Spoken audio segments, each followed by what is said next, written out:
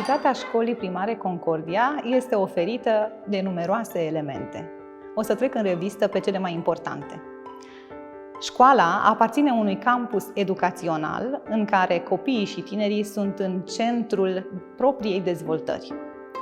Școala primară găzduiește copii din diverse medii sociale.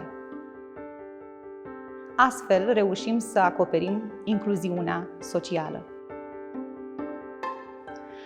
Tot în școala noastră veți descoperi un mediu special pentru învățare axat pe nevoile și interesele elevilor.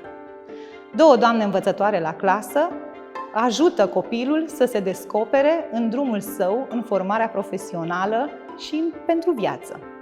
De aceea, alături de doamnele învățătoare se află și alți specialiști în echipa noastră pedagogică, și anume logopedul, psihologul și profesorii de arte și de educație fizică.